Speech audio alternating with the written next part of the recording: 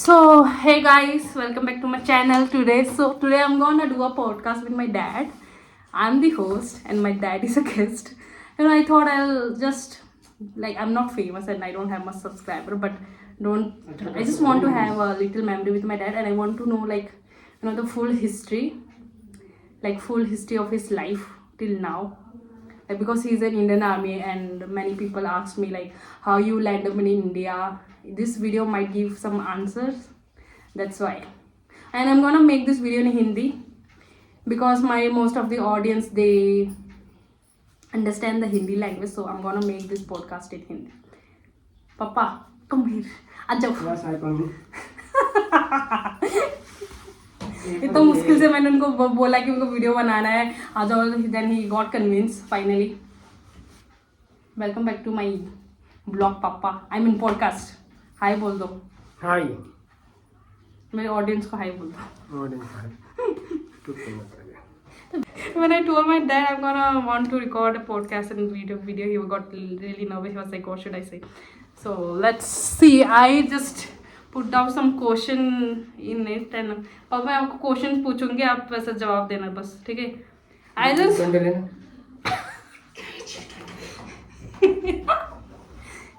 so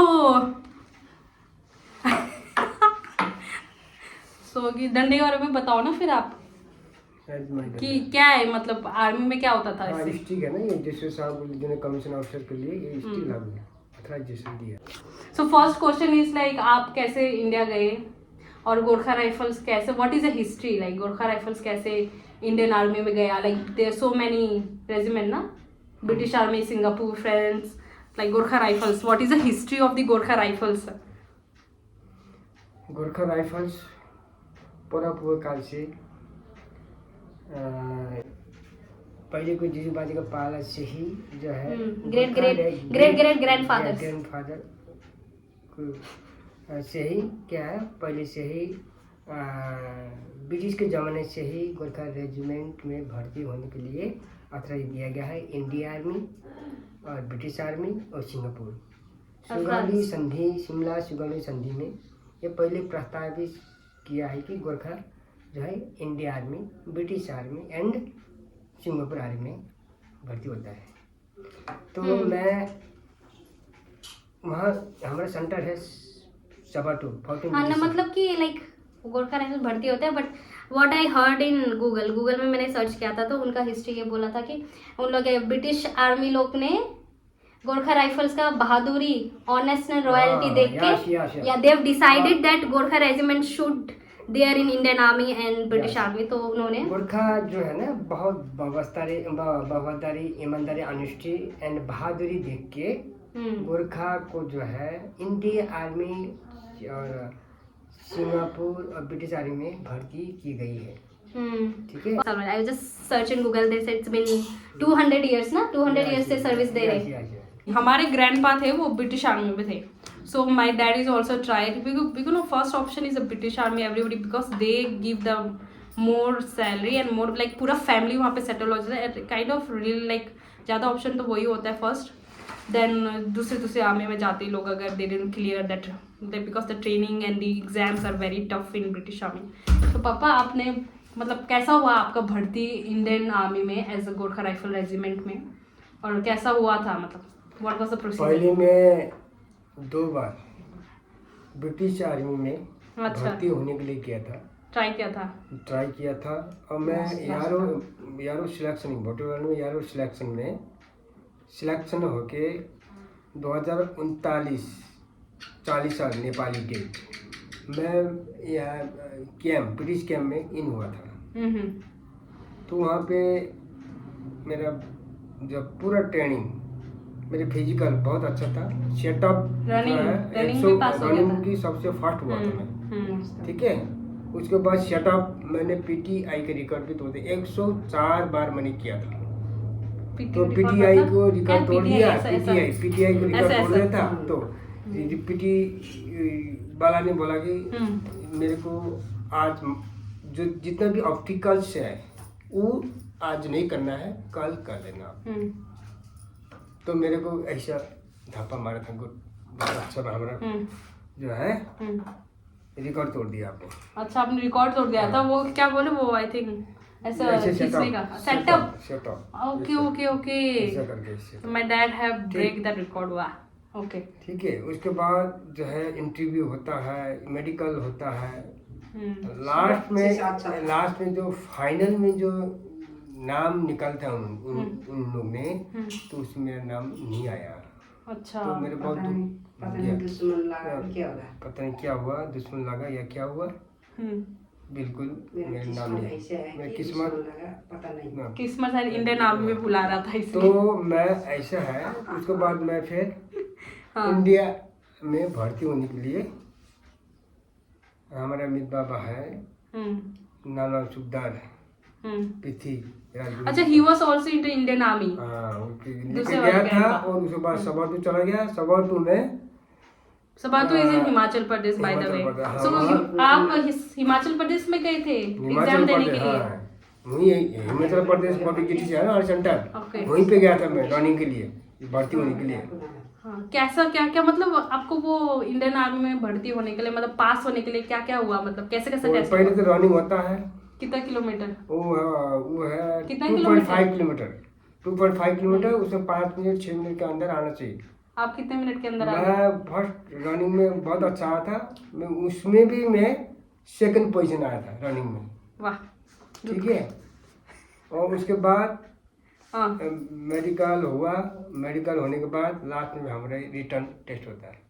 written test में 10 question आया था। इसमें है भागा, गुणन, मैथमेटिक्स का ना, ये आया था। तो मैंने उसमें एक जो मेरा रिटर्न में एक जो क्वेश्चन थोड़ा मेरे दिमाग से जो है नहीं मिला है, लेकिन तभी भी मैं उस टाइम में 300-400 बंदा था। वैकेंसी टोटल 7 था। लास्ट नंबर, चेस्ट नंबर मेरा लास्ट 7 नंबर में मेरे को बुलाया, चेस्ट नंबर के साइड बाबू। 7 जने में मैं आ गया। So my next question to my dad is like, so after passing the exam and physical exam, medical exam, उसके बाद आप सिलेक्शन हो गया आपका भर्ती में इंडियन आर्मी में। तो गोरखा राइफल रेजिमेंट में ऑलरेडी डिसाइड हो जाता है कि ट्रेनिंग के बाद डिसाइड होता है? डिसाइड की क्या बात कर, गोरखा राइफल रेजिमेंट में जाना है, भर्ती तो हुआ, उसके बाद ट्रेनिंग के बाद तो पर यूनिट जाना है। हाँ, तो यूनिट भी तो डिसाइड होता है ना, आई थिंक। हाँ, वो ट्रेनिंग के बाद यूनिट डिसाइड होता है ना। ओके ओके, सो आपका ट्रेनिंग कैसा था पापा? Like it was very tough, और बिकॉज उस जमाने में like what was the year? बहुत डिफिकल्ट, कठिनाई था। ठीक है ना। क्या क्या होता था? 48 वीक ट्रेनिंग प्राप्त करना पड़ता है, तब यंग सोल्जर या कसम खाता है। कसम में मतलब it's very tough, I think कसम तक पहुंचना। कसम में क्या होता है? I think I have also seen the कसम परेड इन सबाथू। इट्स पूरा अच्छे से होता है ना, कैसा होता है उसमें? एक कसम होता है ना, आप क्या कसम खाते हो? गीता का किताब जो है, पंडित जी गीता किताब ऐसे करके चला जाता है, हम ऐसे टच करना है। कसम क्या होता है वो बताओ। कसम कहता है जहाँ भेजा जाए वहाँ जाना है, मना नहीं करना, पालन करना है, सीनियर्स के हुक्म को पालन करना है। It's kind of in army, you know, it's very discipline, you have to follow whatever your seniors से, है ना? ओके, तो अब आपको ये बताओ कि नाउ माय पापा इज हनेरी कैप्टन। यू हनेरी कैप्टन हो पापा? हनेरी एसएम। लाइक कितना साल हो गया, लाइक और वो जब आप जिस मेरे को ये भी याद है जब पापा जेसीओ बने, इट वाज वेरी टफ।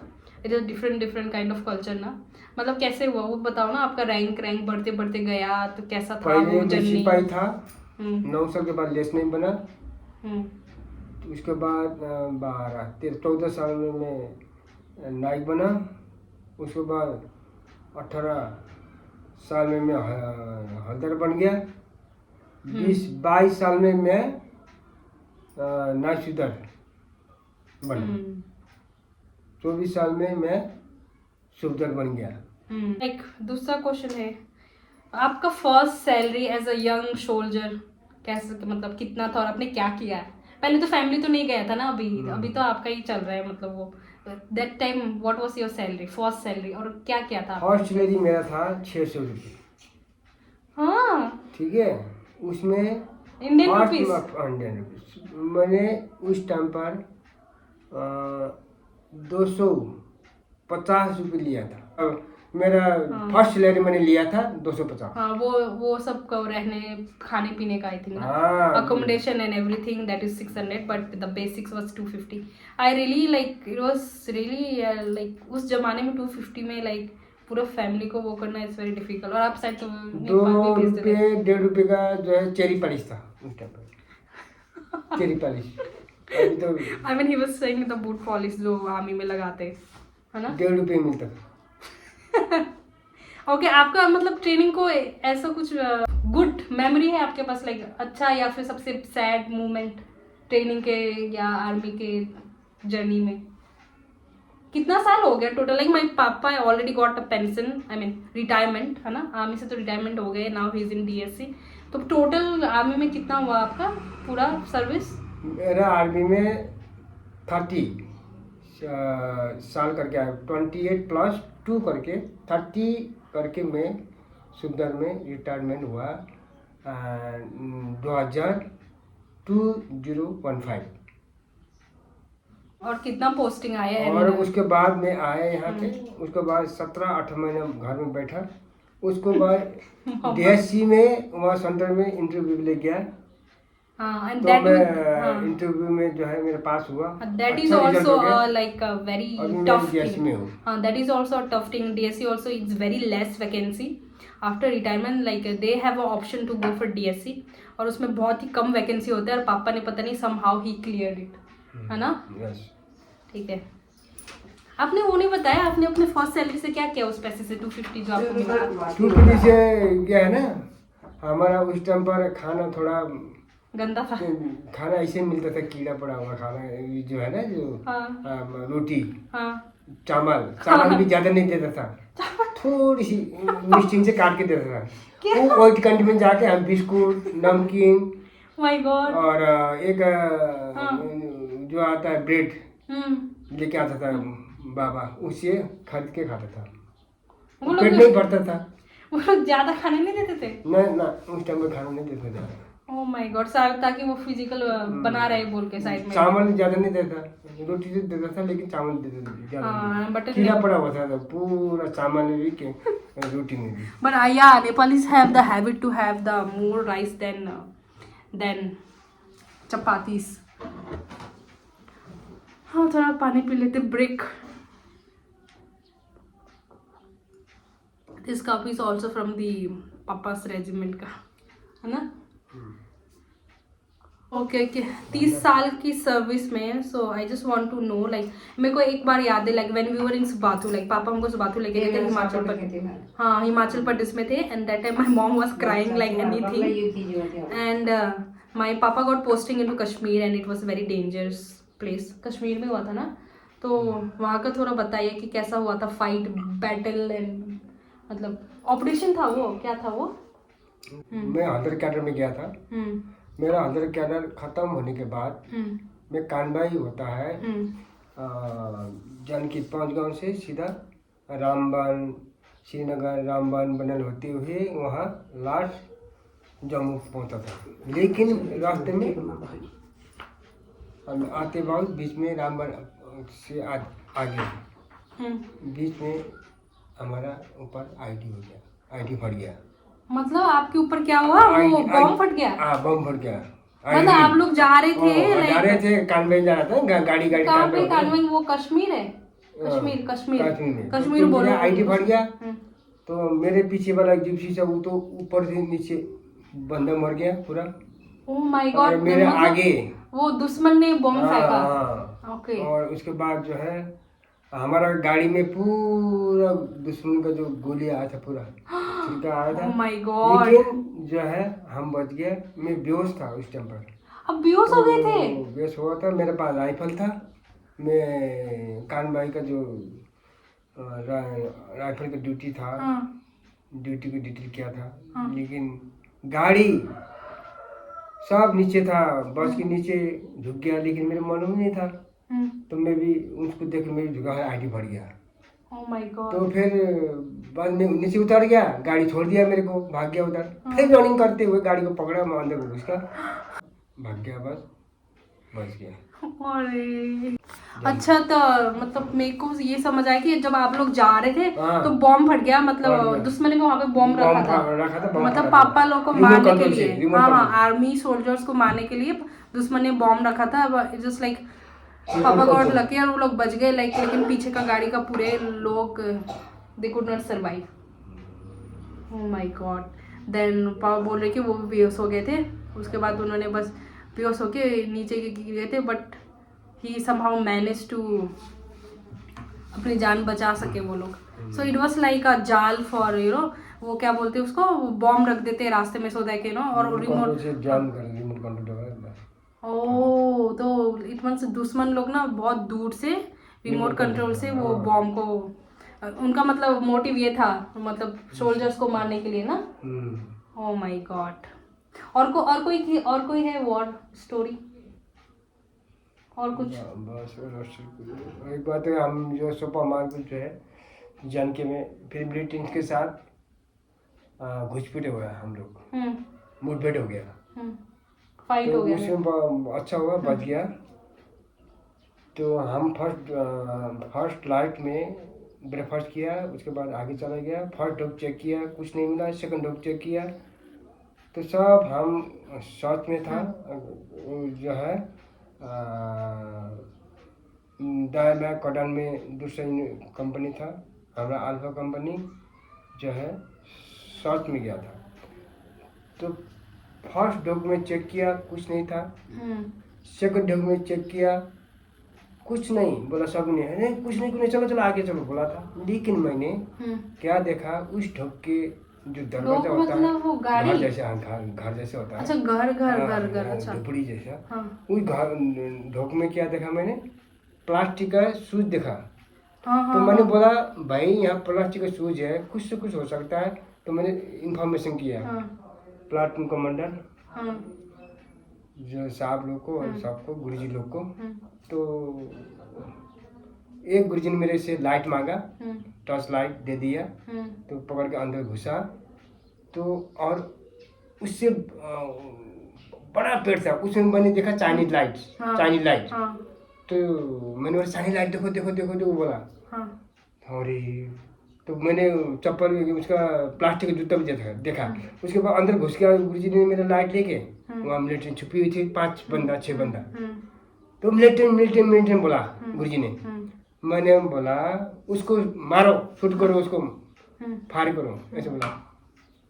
तो साहब लोगों ने बोला, कमलगढ़ साहब ने बोला कि हाँ बहुत मत मारो, कोई भोग में कोई काम करने वाला बंदा होगा, जो भैंस पालने वाला। तो उसको मैं साइड में था, तो बाहर निकाला, और एक बंदा को ग्रेनेड से थ्रू कर रहा था, थ्रू करने के लिए रेडी था। उसने राइफल से ऐसे ऐसे नीचे फेंक दिया उसको, ग्रेनेड को। अच्छा ठीक नीचे फेंक दिया, तो उसको बाहर निकला, हैंड्स अप बाहर निकलो। तो मैं साइड में था, दरवाजा साइड में ऐसे बढ़ गया था, राइफल लेके। आते ही मेरा दिमाग में बिल्कुल कोई काम नहीं कर रहा था, आते ही मैंने उसको बोट मारा। बट आते ही बाहर आया था, फिर बोट मारा, तो उसको यहाँ नाक से नीचे पूरा काट गया था, खून हो गया।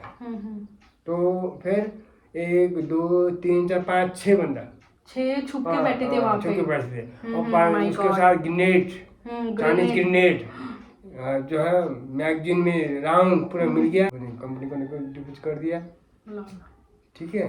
और उसके बाद नीचे डाउन हुआ तो फायर हुआ, पूरा फायर किया। एक मिलिटेंट वहाँ मारा था, मर गया एक बार तो फेरन लेके ऐसे भाग गया था। तो एक तो वहाँ जो है पूरा फायरिंग चला, तो एक मिलिटेंट को वहीं मार दिया। ऐसे डेंजर होता है ना, बहुत मुश्किल है, मरने वाला था। हमने अगर हम उस ढोक को छोड़ के नीचे जाना था, हम सबको सब मार देता वो, पूरा मार देता। ऐसे बाल बच के आया हम, नहीं तो वहीं हम पूरा मारा था। Oh my God, very dangerous, like seriously. ऐसे है। कितना हार्डशिप होता है यार लाइफ में, but you have to keep on moving, you know. Army में इतना डिसिप्लिन होता है, इतना होता है. It's you know teach you so many things. Like यहाँ से एकदम young soldier, there so many news coming around, you know. Young soldier यहाँ पे मर गया, वहाँ पे मर गया. Like they are giving their life. उससे भी यू नो आपको मोटिवेट होना चाहिए कि लाइफ में जो भी हो, you have to keep on moving, है ना. आप कुछ लाइफ लेसन दे दो हमारे ऑडियंस को, कुछ लाइफ के बारे में. आर्मी से क्या सीखा आपने? आर्मी में ये सीखा है कि जो है ईमानदारी, वफादारी के साथ काम करना है. कर्म करो, फल का आशा मत करो. मतलब आप कर्म करते जाना है तो आपसे आपका प्रमोशन होके आएगा. और सीनियर को इज्जत सम्मान देना है. ठीक है. और आर्मी में जो है लीडरशिप का भावना, मोरल मोटिवेशन, बंदे को जो हम लोग किस तरह से करना है उसके बारे में. Gorkha regiment and Gorkha soldiers have this kukri, that's they have this big knife. What is the significance of that? इसका importance बताइए आप. Importance क्या है उसका? like I have heard so many story about it. That is a main हथियार जिससे no इसके बारे में एक कुछ बताइए उसके बारे में. कुकरी के बारे में. हमारा गोरखों का एक जातीय हथियार है. राइफल तो हाई है जवानों का, एक सिपाही का. इसके साथ साथ अल्टरनेटिव एक हमारा ऑथराइजेशन दिया है, ऑथराइज भी है गोरखों का. ये हमारा जातीय हथियार है. अगर लड़ाई के दौरान या ऑपरेशन के दौरान आपका एम्यूनिशन खत्म हो जाता है तो हम खुकुरी से भी मिलिटेंट्स को या दुश्मन को मार के हमारा फतेह हासिल होता है, सक्सेसफुल होता है. पहले जमाने में तो राइफल्स ये सब नहीं था, you know. like it's been 200 years that Gorkha regiment is serving in British and Indian, like Singapore, there's so many places, and still people are not aware of the Gorkha regiment, you know. Like they still, you know, I am like I grew up in India and they still ask me how you came to India. So next one is like हमारा मोटो है car हुनु भन्दा मर्नु राम्रो. मतलब काफर होके नहीं लड़ नहीं सकता तो मर नहीं भला. Yeah, it's like a quote in Gorkha regiment, like in army, कि कायर होने से अच्छा है कि तुम मरी जाओ. Like you know, वफादारी, you should be very honest. And Gorkhas are, you know, उनको इसी चीज़ से माना जाता है. They are very honest, very बहादुर और very things. Papa, it's there. So my dad is looking for his specs because he think he look good in specs. बताओ. और अभी डीएससी में कैसा चल रहा है आपका लाइफ? बढ़िया है. मैं जो वर्ल्ड है. हाँ, अभी डीएससी में जॉब में भर्ती हुआ 6 वीक वहाँ ट्रेनिंग करता है कैंपस में. उसके बाद भी उसको पोस्टिंग मिलता है. मैं हैदराबाद से पोस्टिंग था. My dad he was very young. At what age आप भर्ती हुए थे? कौन से एज पे भर्ती हुए थे? कितने साल को आपका एज कितना था? आप भर्ती हुए थे जब? मैं उस समय 18 साल. वही तो. In just he was just 18 उस जमाने में. लाइक तो मेरे को ना तो कभी थोड़ा बुरा लगता है कि like in just such a young age they are going for army and they don't know, you know, कि मर भी सकते हैं next day. Like they are so brave. Like उनको पता है कि आर्मी में जाने से there so many dangerous thing, you know. आप कभी भी कुछ भी हो सकता है, मर भी सकते हैं, but still they choose that part just the sake for their family, you know, ताकि उनका रिस्पॉन्सिबिलिटी जो है उनके फैमिली में, यू नो, वो उठा सके, है ना. That is very tough. Like तो मुझे कभी भी थोड़ा सा बुरा लगता है अपने पापा के. Like he is still serving and या I have did my schooling from केंद्रीय विद्यालय and आर्मी स्कूल. है ना पापा, हम कितने साल बस 3 जगह पोस्टिंग गए. Like we are in Himachal Pradesh. उसके बाद we got posting to Punjab ना, चंडी मंदिर. हाँ, चंडी मंदिर कैंट. उसके बाद फिर वेस्ट बंगाल. बट पापा का पोस्टिंग बहुत सारी जगह हुआ था, बट ही जस्ट टूक अस टू हिमाचल प्रदेश, पंजाब और वेस्ट बंगाल में, है ना. सबसे मुश्किल वाला पोस्टिंग एरिया याद है आपको? सबसे मुश्किल वाला पोस्टिंग का था? लाइक कभी पीस होता है, कभी फील्ड वाला पीस होता है, लाइक कौन सा वाला पोस्टिंग सबसे मुश्किल था? जन के वाला। कश्मीर वाला। तो Kashmir, and I think her soldier को कश्मीर जाना ही पड़ता है ना? 3 साल जो है पीस में जो होता है, 2 साल फिर करना पड़ता है। And like every soldiers, like जो भी भर्ती होता है, they have to go Kashmir one time. Kashmir is one of the very dangerous place जहाँ पे ज़्यादा यार पापा मैं बोल रही हूँ, आप हाँ करते। So Kashmir is one of the you know dangerous place जहाँ पे बट सोल्जर्स को जाना ही पड़ता है एक ना एक बार। I am so like grateful and like भगवान का दया से my dad is still serving and I am very good. You know my dad only like talk me, like उन्होंने मेरे को सिखाया, यू नो जो भी हो लाइक जिंदगी में जो भी हो, you have to keep moving and keep working, like no किसी से नहीं डरना, है ना? सो लाइक एक्चुअली माई पापा अभी अब खाना खा के मैंने इनको बोला कि चलो पॉडकास्ट करते हैं, अब इनको नींद आ रहा है। So you know like this army life, and when I moved from army life to civil life, मतलब not I am not, my dad is army, like we used to stay in army Kent. उसके बाद मेरे को ना real life पता चला थोड़ा बाहर, बिकॉज इन आर्मी कैंट ना रेसिज्म नहीं होता है इतना, लेकिन जब आप सिविल लाइफ में जाते हो there like people will ask you, I you from China, I you from like which place I you, some people will call you from different name, that I have faced it, but my papa have told me, no matter what, don't you know ignore the people, you know, you just keep on moving and kisi se nahi darna and be kind. You know, I'm like, my friends tell me like you are very kind, sometimes you should not be that kind, but that is a thing that I took from my dad. Like my dad have taught me like you should be kind to people no matter what, you know, आप बस आप अच्छे बनते रहो, मतलब अच्छे काम करते रहो, ऑटोमेटिकली भगवान जी आपको देंगे। एंड यस ना, ही ओनली टोल्ड मी कि है ना कभी किसी से नहीं डरना and be all loyal and be honest. I think that is in our blood. तो honesty तो blood में ही होता है, I guess.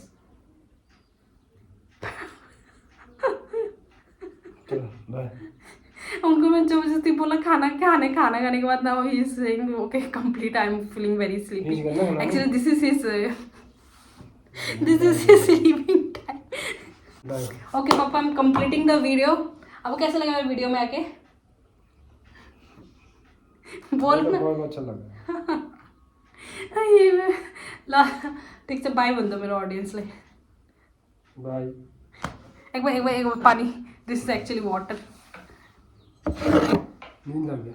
ऐसे तो करो, ऐसे तो करो।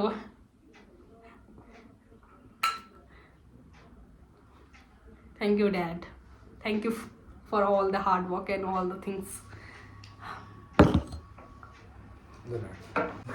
So podcast have like I'm completing. So I just did a podcast with my dad and this is my mom का वो क्या मम्मी क्या बनाया, ये वो क्या बोलते इसको, ये नाम क्यों नहीं आ रहा है, पॉपकॉर्न बना रहे थे। So I just did a podcast with my dad and now I'm going to photo shoot because this is the dress that I'm wearing is like one of Nepali tradition dress. There's so many Nepali tradition dress, Gung dress, Magar dress, Tamang dress. This is Bhote dress, I think. I'm not sure, but we'll call it Bhote dress. This is kind of Buddhist dress.